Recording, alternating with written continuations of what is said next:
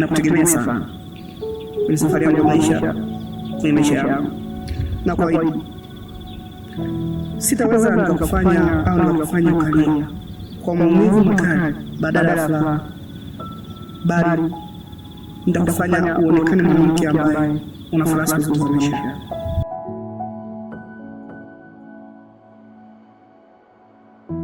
Fatma, Fatma, Fatma.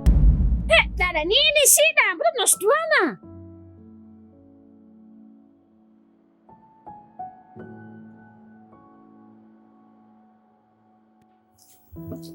Gibson, mbona ponje?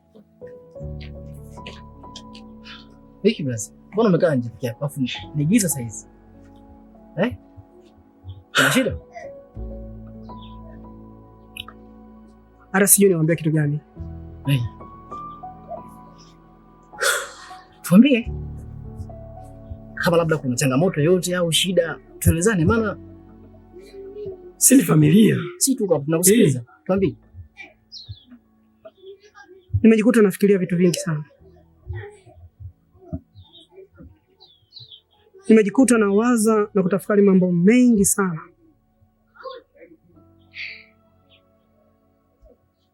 Mambo gani ndugu yangu?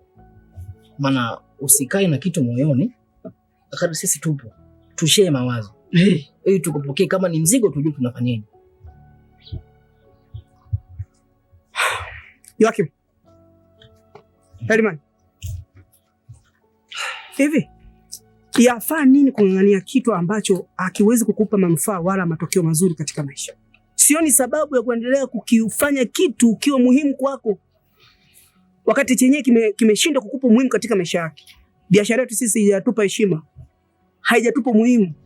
Ya nini tuendelee kung'ang'ania? Kwa nini tusifike wakati tufikirie kitu kingine? Biashara imetuzoea? Sisi tumeizoea biashara kiasi kwamba tunashindwa hata kupambanua ubongo wetu kufanya biashara nyingine ambayo itaweza kutuinua haraka kimaisha.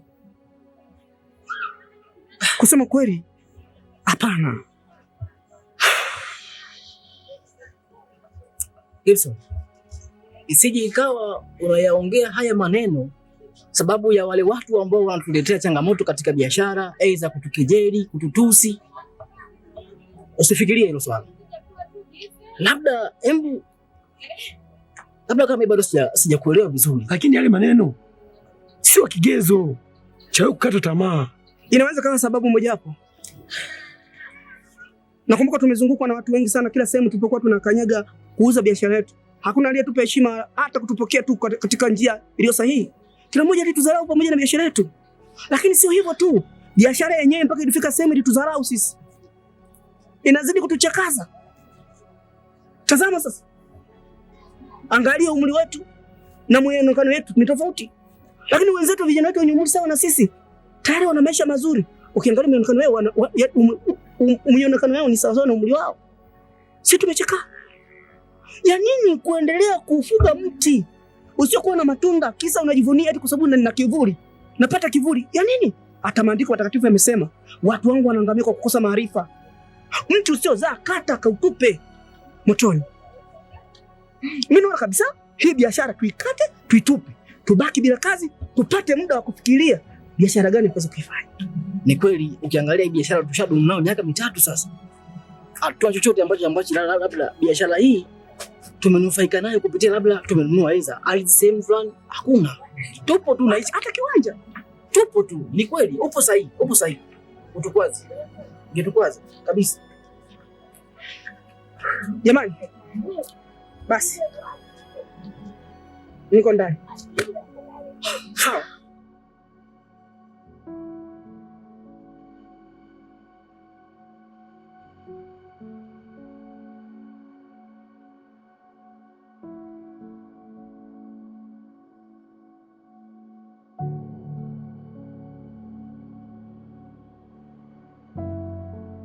Kaka ameongea. Kweli. Gibson kaongea. Yaani maneno mpaka yameniingia yani. Maneno yameniingia, mwanangu ameongea pointi. Oya, Gibson kaongea pointi mwanangu. Unajua isije ikawa tunakaa hapa tumefungwa na akili kwa sababu ya hii biashara. Ni miaka 3 sasa hivi. Kweli mwanangu. Hatuna kitu chochote kile. Hakuna, yani hata sabufa hatuna. Kaka, Gibson kaongea pointi. Yaani maneno ameniingia mpaka yani kila kitu kwamba naumia. Gibson leo hata sio yani kamkaje sio yani katema pointi. Hebu twende kwa twende.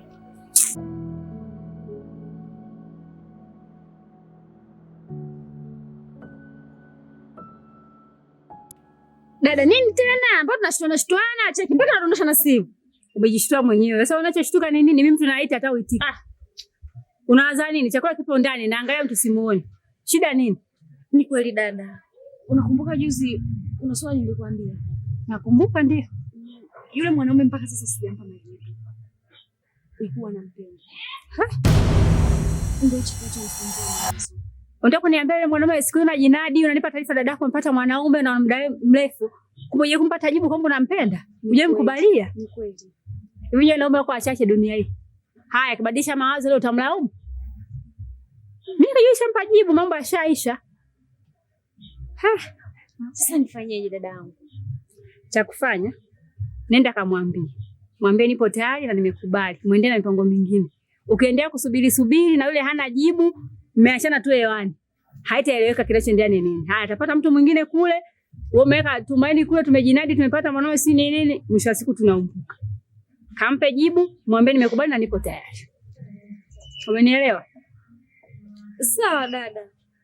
Nimekuelewa. Haya, kama nielewa, twende tukale chakula kule ndani. Dada. Lakini nini? Kachanza ubishi twende kule ukale. Acha unyonge bwana changamka. Sisi kwa twende kama mbili. Sawa. Hali yako ile kajage na nyama mdogo wangu. Unajua tena? Tumejua benki. Nyama. Aya sawa, niacha unyonge.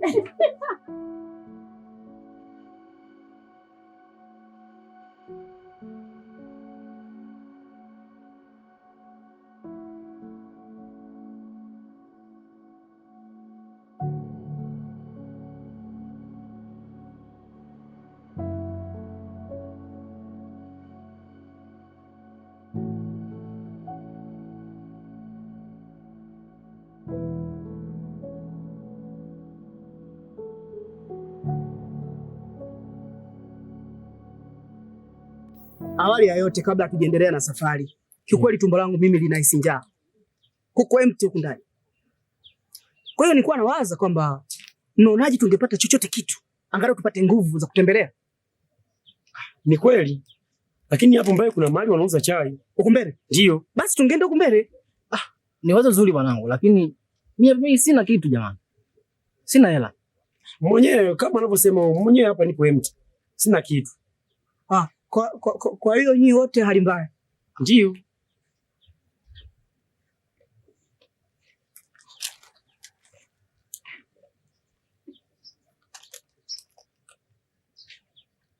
Jamani, mimi na 1000. Nadhani kwa hali tulionayo inatakiwa tulizike, tutashirikiana hii, tutakula kidogo, tutatia nguvu na nini tumboni. Ndio. Tupate nguvu, tusonge mbele. Ama unaonaje? Kweli. Twende. Basi sawa. Twende. Sawa. Dada, chai yako ishinga? Chai 500 vikombe. 500? Mama yangu. Dada, mbona bei kubwa? Haina TV ndani. Ina TV ndani.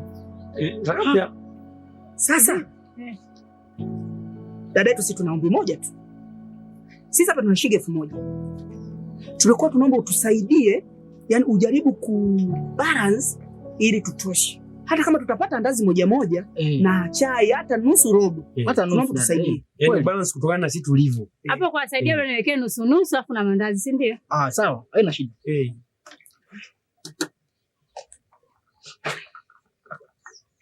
Kama mna njaa mlikotoka huko. Dada wewe acha tu. Jua kali. Pambana ndogo zangu. Sahihi. Asante.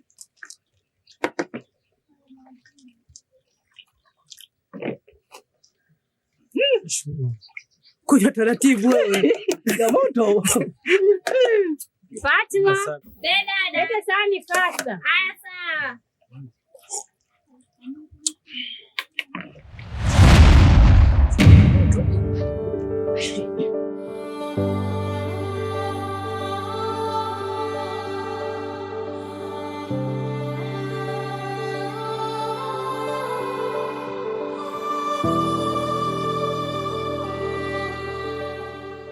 vipi? Mbona sielewi?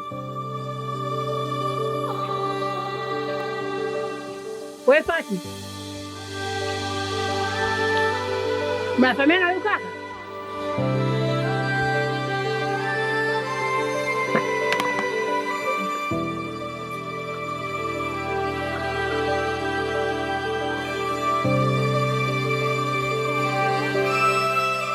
Gibson. Nini shida? Endelea kunywa chai. Ndugu wangu vipi? Sasa tupe mandazi ndio kunywa. Gibson. Margaret. Haya. Hii ndo kazi ya benki. Gibson. Kwani vipi? Unafanya kazi benki sasa?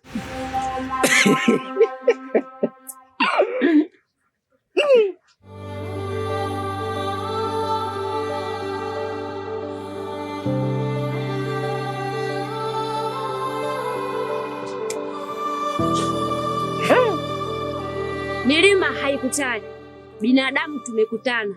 Asa leo una cha kuniambia? Lakini Fatima, naitumia kigezo hicho ili kusudi nikupate kirahisi. Fatima, kwa nini unisamehe? Kwa sababu naamini wanawake wengi wa siku hizi wanapenda sana kuambia uongo kuliko. Sio kigezo cha kunidanganya mimi. Fatima, nisamehe basi. Akia Mungu sitakudanganya tena. Wallahi na hapa mbele za Mungu sitakudanganya tena Fatima. Nisamehe. Yaani fanya kama yaani hujaonana na mimi na hujaona chochote ninacho hii biashara hujaiona Fatima. Tafadhali nakupenda. Nakupenda Fatima. Mimi sio kama hao wanawake unaowafikiria wewe. Sawa? Hivi ujue nilikupenda kwa kiasi gani? Ha? Nilikupenda kwa kiasi gani wewe mwanaume? Mbona upendeki? Ndio wangu Fatima, inatosha. Mbona kaka watu wamekaa kimya na kuna ongea hivyo mbele ya wateja? Singetafuta tu sehemu muongee. Kama ukakosea ndio benki sio benki iko hapa. Msamee tu. Kama mtaongea mtakaa pembeni muongee. Afu naongea maneno makali hivyo, ni mtoto wa kiume mdogo wangu. Mimi nimekataa kuolewa kwa sababu yako wewe. Haya, nimekosa ndoa kwa sababu yako. Na wewe mwenyewe ndio ueleweki kwa hili baba. 50 zako, 50 zangu. No, Fatima. Namaanisha shika zako ni shika zangu. Baba tafadhali tusifuatiliane. Hivi si unanielewa? Fatima. Unanielewa Fatima. Nitaweka. Utajijua mwenyewe. Bwana, simu zangu marufuku kupiga.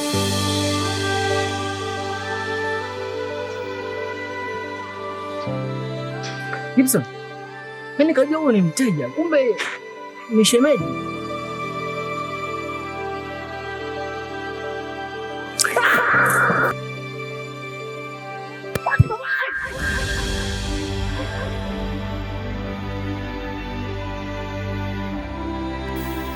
Bwana Joakim.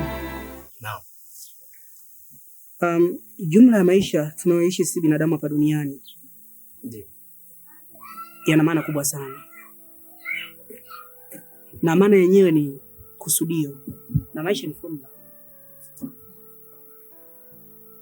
na katika formula hiyo kila mtu anapita njia yake. Wapita kote njia zote. Vijana. Flash. Hivi basi. Vipi? Safi. Habari za siku? Mnaendeleaje? Au utakuwa ni mwafananisha? Na hisi tutakuwa tumefananisha. Hapana. Ni nyinyi. Nyinyi si ndio mlikuwa mnauza dawa? Kuna siku mliniuzia dawa. Niliwakuta nyinyi. Nikamwambia bwana, mimi mama yangu anasumbuliwa na vidonda vya tumbo. Na mlinipa ile dawa. Hakika ile dawa ilimsaidia sana mama. Je, sio nyinyi? Tena mlikuwa nyinyi wenyewe. Kumbukumbu zimeanza kunijia sasa. Ila nadhani mimi nilihusika ambao tulikutana. Ila hakuwa huyo. Alikuwa ni Herman. Japo ni muda mrefu sana. Nashukuru. Bwana kaka. Tunashukuru kama dawa mama ilimsaidia. Na kama anaendelea vizuri, ni sawa kushukuru. Sasa vipi? Hali yake kwa sasa inaendeleaje? Kwa kweli bwana, mama anaendelea vizuri sana sana, na anawashukuru kwa ile dawa. Hakika ilimsaidia. sana, na alikuwa anawatafuta ili awape shukrani, kwa sababu mama alitafuta sana msaada wa kutaka kupona ikashindikana, lakini dawa yenu ni kiboko. Na mama mwenyewe akasema nyinyi kweli ni wa uhakika na dawa mnazouza ni za uhakika. Sasa kuna jirani yetu naye anasumbuliwa vidonda vya tumbo kama vya mama. Sasa naye akawa anahangaika apate wapi msaada. Mama akamshirikisha kwamba bwana, kuna vijana wanauza ile dawa. Sasa namna ya kuwapata tunawapata wapi? Hapo ndo kamtia. Nimewatafuta sana. Lakini katika kile kikopo kuna namba pale nilikwambia kwamba ukitaka kututafuta tu piga hizo namba. Yaani kaka, yote hayo nimefanya. Yaani ile dawa mama mwenyewe aliwatafuta, mimi mwenyewe nimewatafuta. Mpaka leo nimesave dawa vidonda vya tumbo. Nimesave. Ninawapigia simu yenu hampatikani. Mza dawa ya tumbo. Kwa hiyo tuzevu mza dawa ya tumbo. Ndio maana yake sasa mimi ningesave naye. Uko sawa, ni jira la kazi. Kwanza hata kuwakuta hapa ni bahati. Basi kama ile dawa ipo, mnaweza mkaniuzia ili nikampelekea jirani msaidie. Kaka, kwa sasa hatujishughulishi tena na kazi. Hatupo kabisa tena kufanya ile biashara. Tuishaacha. Mliacha ile kazi? Kusema kweli maisha yalibadilika sana. Kutoka kwenye ile kazi mpaka kwenye akili zetu. Kwa sasa tufikiri tena kufanya biashara. Okay, sawa. Kwa hiyo kwa sasa mnafanya kazi gani? Japo sio muhimu sana au lazima wewe kutaka kujua. Ila kwa sababu kwa kuwa ulikuwa mteja wetu mzuri. Unastahili kuambia. Hatuna kazi ya kufanya. Ila kazi yetu sisi ni kukaa. Kukaa nyumbani, kubaki nyumbani sana. Yaani brother, tukiwa na maana ya kwamba ile kazi tuliacha kwa sababu ilikuwa haina maslahi yote sisi. Lakini kama nilivyokuambia mwanzo kwamba tulibadilika kutoka kwenye kazi kwenye akili. Sasa tunataka sasa tufike mahali tupe ubongo muda wa kufikiria jambo gani la kufanya.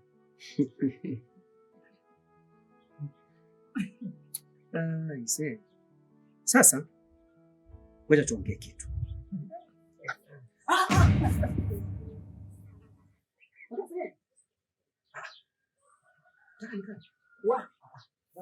Hapo ni pachafu.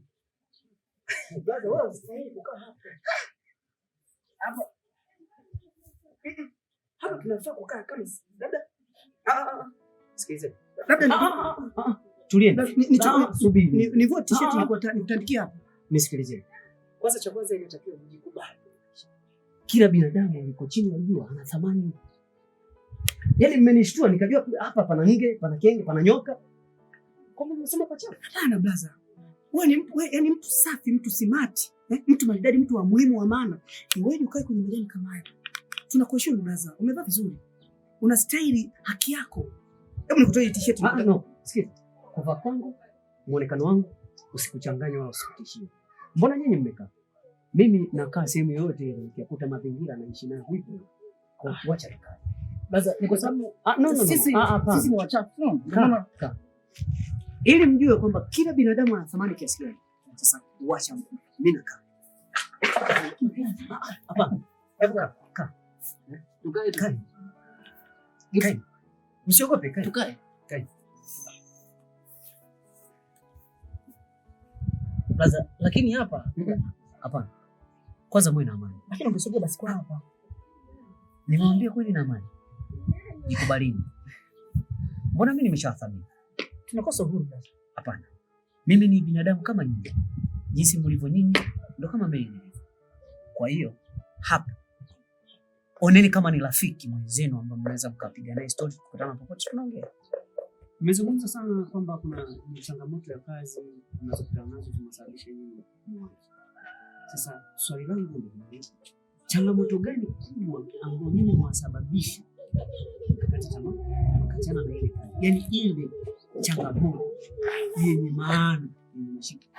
Unajua katika utafutaji kuna changamoto nyingi, lakini kuna changamoto nzito ambayo unakutana nayo anakatisha tamaa. Sasa hebu nyinyi niambie ni changamoto gani hiyo ambayo inasababisha nyinyi mweze kuacha kazi, alafu mkae bila kazi. Hivyo wakati tunasema kanuni, mwanaume anatakiwa akae bila kazi. Cha kwanza, unakula nini? Unakula nini? Unalipaje kodi? Yaani maradhi yote unaendeshaje? Sasa changamoto gani ambayo inasababisha nyinyi mwezi kuacha hiyo kazi?